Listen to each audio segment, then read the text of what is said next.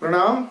मेरा नाम है असित नाथ तिवारी और मैं आज जो चर्चा करने आया हूं वो एक ऐसी बात की चर्चा है कि आप ये जानकर अपना कपार पीटने लगेंगे कि भाई जिनके लिए हम घंटों लाइन में खड़े रहते हैं, पूरा कामकाज छोड़कर तपती धूप में या ठिठुराती ठंड में लाइन में खड़े होकर जिसके लिए आप वोट करते हैं, जिसको आप अपना सांसद या विधायक चुनते हैं, वो आपके लिए क्या करते हैं। आज बस प्रमाण के साथ मैं वो आपको बताने आया हूं। और आज चर्चा हो रही है बिहार राज्य के जो सांसद हैं उनमें सबसे खराब किन्होंने किया, अपनी जनता के साथ धोखा किसने किया, बस उनकी चर्चा मैं कर रहा हूं। और इसमें एक नंबर पर है पश्चिमी चंपारण जिले से भारतीय जनता पार्टी के सांसद, बिहार भाजपा के अध्यक्ष डॉक्टर संजय जायसवाल जी। डॉक्टर संजय जायसवाल जी को एमपी लैट्स, जो एमपी को फंड मिलता है क्षेत्र में विकास का काम करने के लिए, एमपी लैट्स के तहत पिछले साल 2.5 करोड़ रुपए मिले। पूरा साल बीत गया, 2.5 करोड़ में से 2.5 रुपए का काम संजय जायसवाल जी ने नहीं कराया है। 2.5 रुपए का काम भी नहीं कराया। 2.5 करोड़ में मतलब एक टोकरी मिट्टी भी किसी गड्ढे में नहीं डलवाई संजय जायसवाल जी ने एमपी फंड से। एक टोकरी मिट्टी भी नहीं डलवाई है। आप जिनके लिए घंटों खड़े रहे, काम काज छोड़ के जिनको वोट देने पहुंचे, उस आदमी की थोड़ी भी दिलचस्पी अपने क्षेत्र के विकास के लिए नहीं है।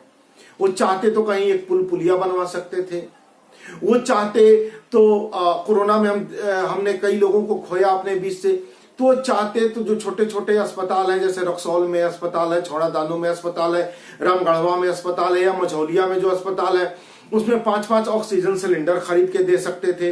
वो चाहते तो पंचायतों को छोटा वाला एम्बुलेंस खरीद के दे सकते थे।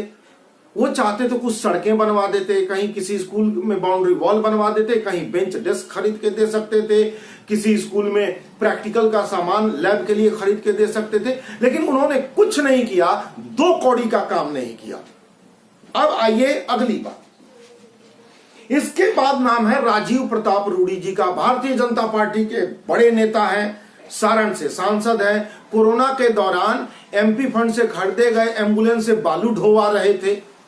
इन साहब ने भी पिछले वित्तीय वर्ष में, जो 2021-22 खत्म हो गया, उस साल इनको भी 2.5 करोड़ रुपए मिले और इन्होंने भी 2.5 पैसे खर्च नहीं किए।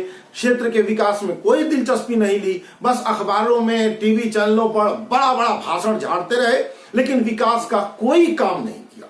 फिसड्डी सांसद नंबर 2 निकले राजीव प्रताप रूडी, नंबर 1 पर है डॉक्टर संजय जायसवाल। फिसड्डी सांसद नंबर 3, ये भी भारतीय जनता पार्टी से है, पाटलिपुत्र के सांसद हैं, राजधानी पटना में है पाटलिपुत्र लोकसभा क्षेत्र।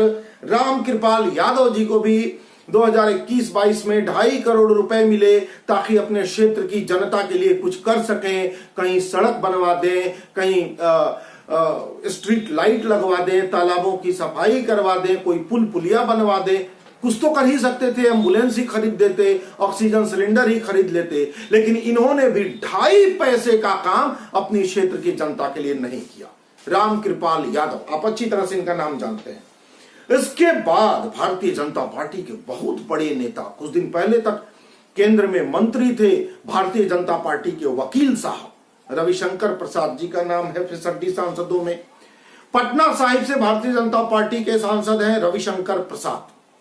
रविशंकर प्रसाद को भी पिछले वित्तीय वर्ष में 2.5 करोड़ रुपए मिले अपने क्षेत्र के विकास के लिए, लेकिन रविशंकर प्रसाद ने अपने क्षेत्र के विकास में 2.5 रुपए भी खर्च नहीं किए।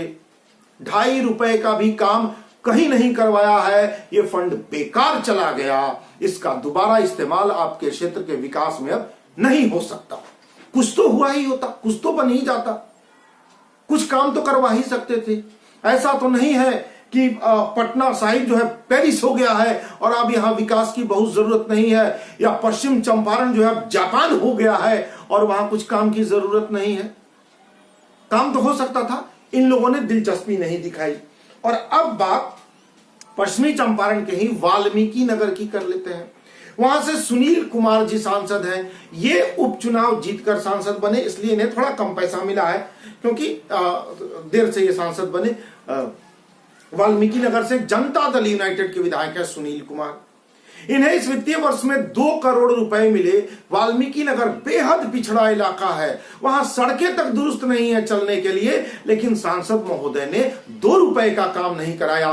2 करोड़ के 2 करोड़ रुपए बेकार चले गए, लेकिन इस आदमी ने किसी गड्ढे में एक टोकरी मिट्टी नहीं डलवाई। आप इन्हीं लोगों को चुनने के लिए घंटों लाइन में खड़े होते हैं, तपती धूप में भूखे प्यासे या कड़ाके की ठंड में कांपते हुए खड़े होकर जाकर लाइन में इन्हें वोट करते हैं, इन्हें चुनकर सांसद बनाते हैं, इन्हें दिल्ली भेजते हैं, और ये जब आपका वोट लेकर सांसद बन जाते हैं तो ये आपके 2 कौड़ी के काम नहीं आते।